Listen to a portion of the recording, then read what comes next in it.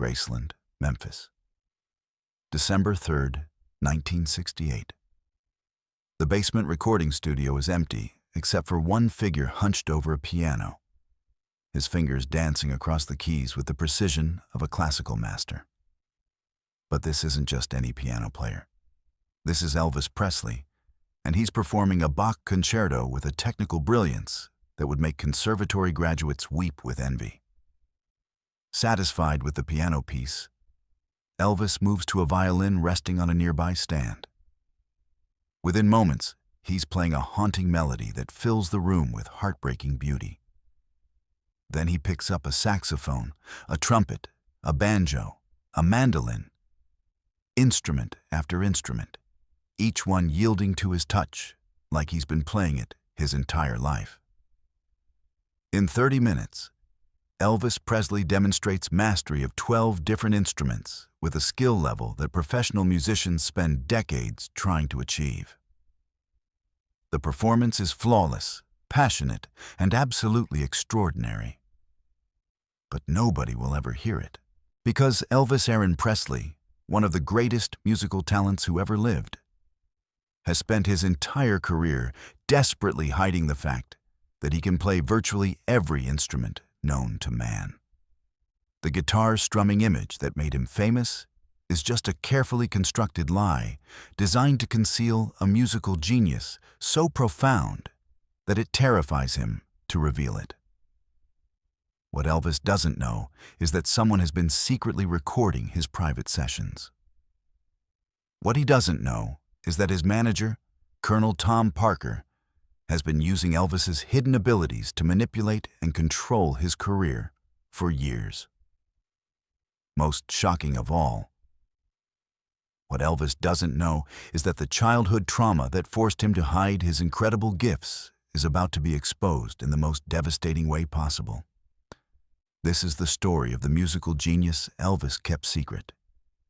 The dark reason he was afraid to show his true abilities, and the moment when his greatest strength became his greatest vulnerability.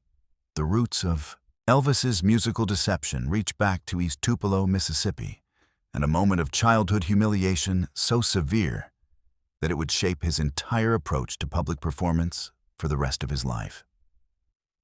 The year was 1944.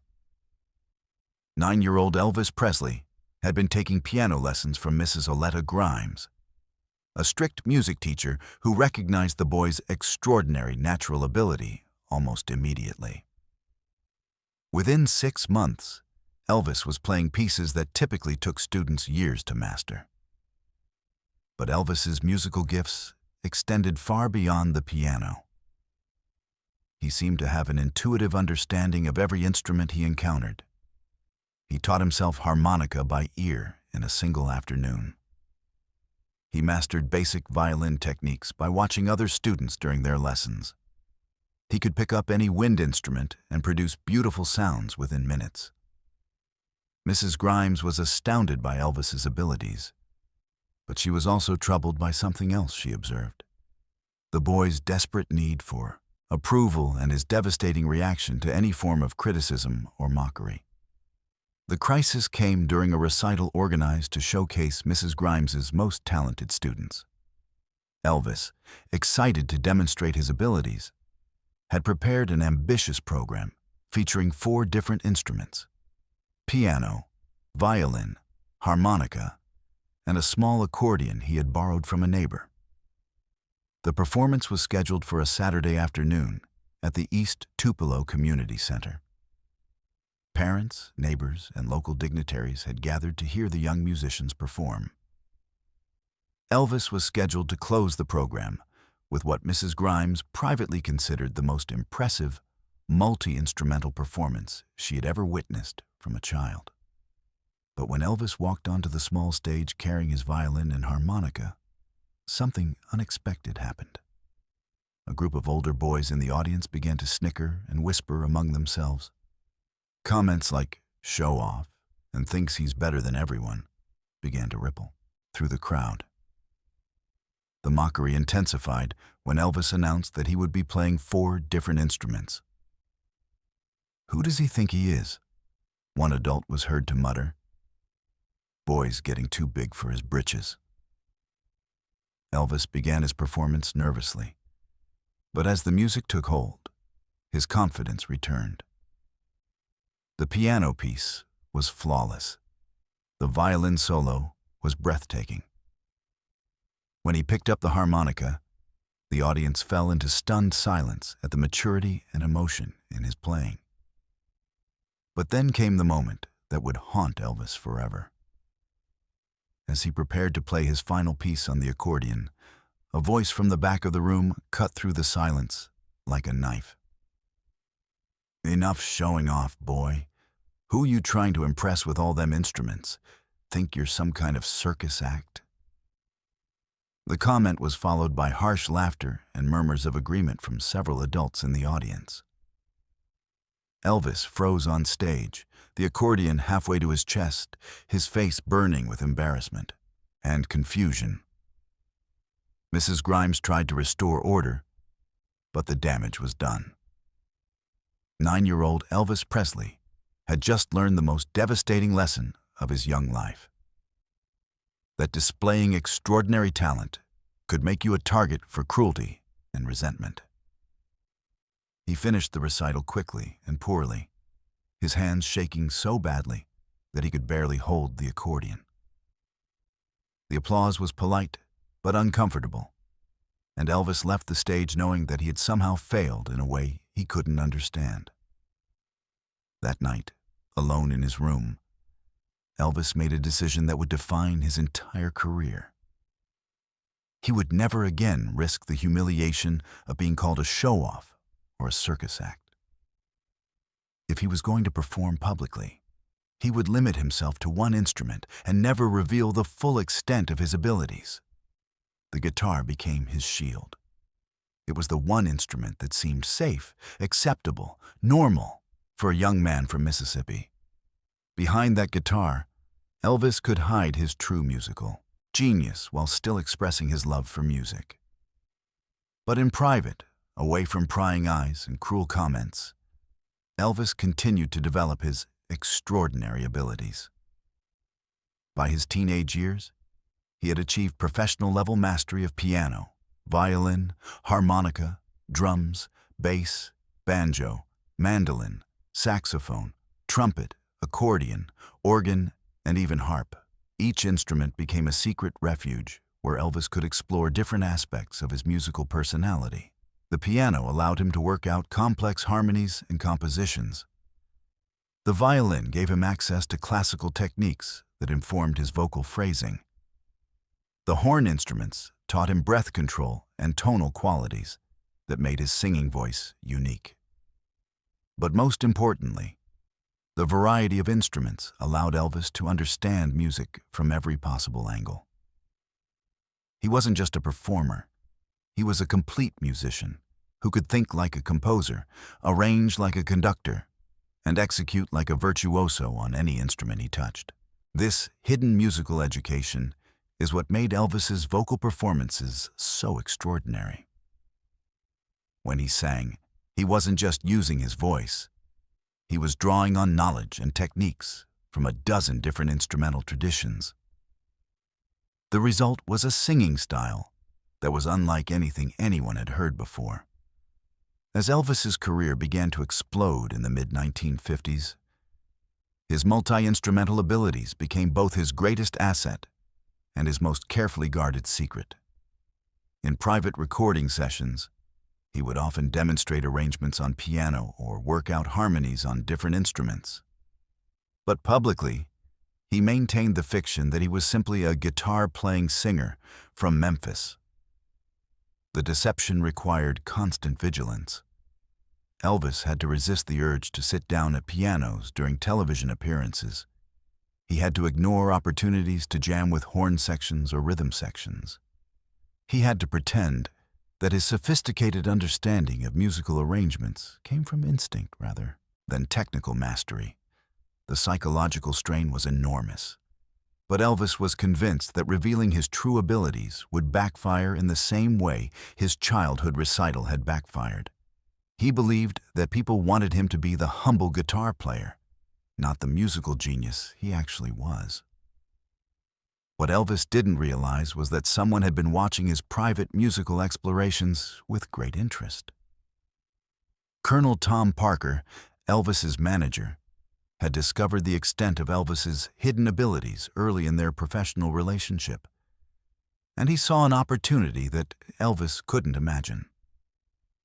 Parker understood something about the entertainment industry that Elvis didn't.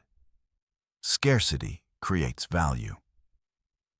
If Elvis was revealed to be a master of multiple instruments, it might initially impress audiences, but it would also make him seem less special, less unique, less irreplaceable. By keeping Elvis's true abilities secret, Parker could control not just Elvis's public image, but also his sense of self-worth and independence. As long as Elvis believed he was just a guitar player, he would remain dependent on Parker's management and guidance. But Parker's manipulation went deeper than simple career control. He began using Elvis's hidden talents as tools for psychological manipulation, praising Elvis's real abilities in private while publicly promoting the limited guitar player image. This created a split in Elvis's identity that would torment him for decades. The secret recordings that Parker commissioned without Elvis's knowledge served multiple purposes. They documented Elvis's incredible abilities for Parker's private enjoyment and potential future use. They also provided Parker with evidence of Elvis's deception of the public, creating a sense of shame and dependency that kept Elvis under Parker's control. By the late 1960s, Elvis's hidden musical abilities had become a source of deep personal conflict. He was tired of limiting himself to guitar and vocals, tired of pretending to be less than he was, tired of the psychological prison he had created for himself in childhood. The basement sessions at Graceland became more frequent and more elaborate, as Elvis sought an outlet for his suppressed musical genius. He would spend hours playing complex pieces on piano, working through jazz improvisations on saxophone, or exploring classical techniques on violin. But these sessions were also tinged with sadness and frustration. Elvis knew that he possessed abilities that could revolutionize popular music, but he felt trapped by an image that had made him famous but also made him incomplete. The recordings from these private sessions, discovered years after Elvis's death, reveal a musician of staggering versatility and sophistication. His piano playing demonstrates classical training that rivals conservatory graduates. His violin work shows an understanding of both classical and folk traditions.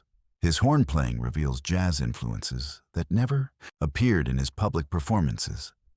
Most remarkable are the compositions Elvis created during these sessions.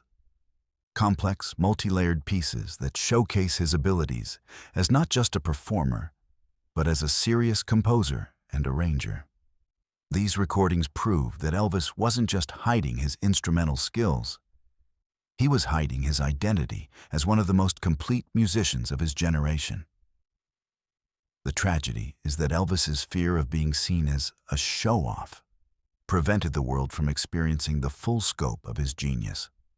The boy who had been humiliated for displaying his abilities became a man who was celebrated for hiding them.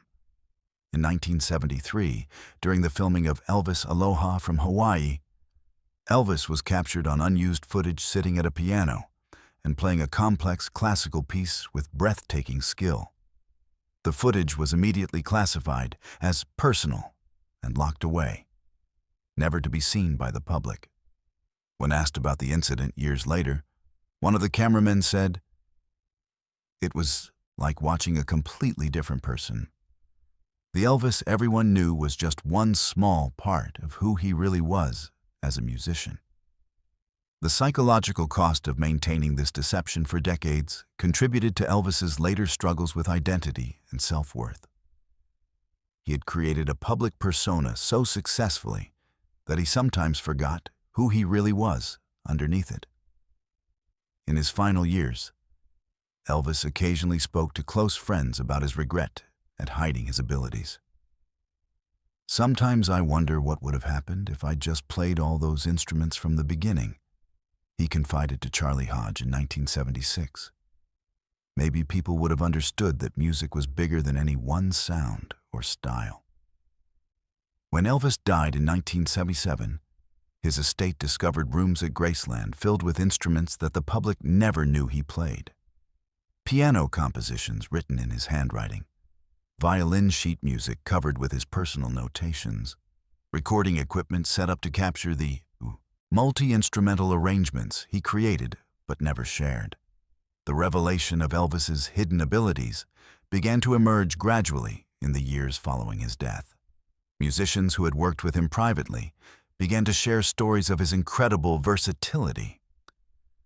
Recording engineers revealed the existence of multi-track sessions where Elvis had played every instrument himself.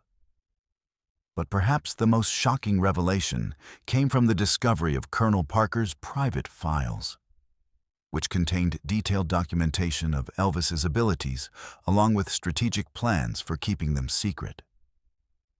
Parker had not only known about Elvis's musical genius, he had actively worked to suppress it for his own benefit.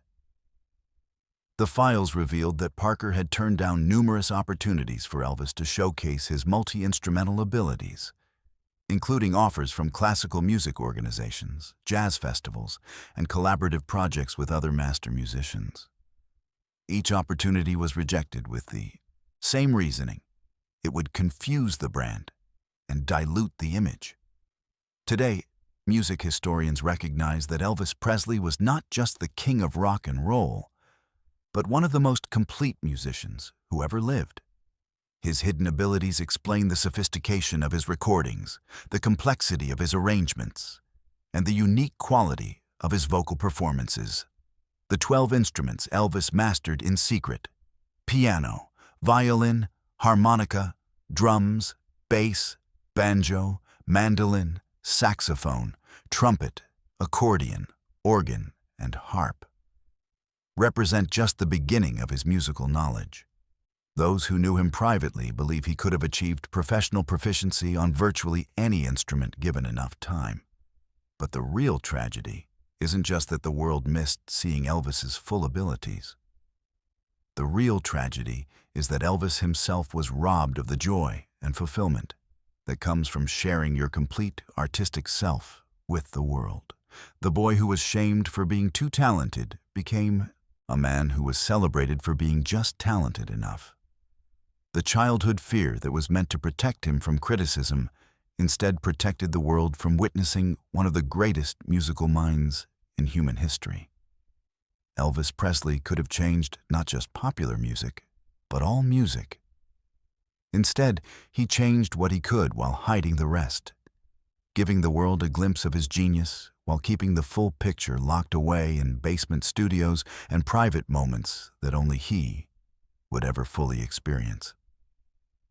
The king of rock and roll was also the king of hidden talents, and that secret died with him, leaving us to wonder what music might have sounded like if one little boy hadn't been taught that extraordinary gifts were something to be ashamed of rather than celebrated. Sometimes the most devastating criticism comes not from enemies, but from the voices of a community that teaches children to dim their light rather than let it shine. Elvis Presley spent his entire career proving that lesson wrong, one hidden instrument at a time.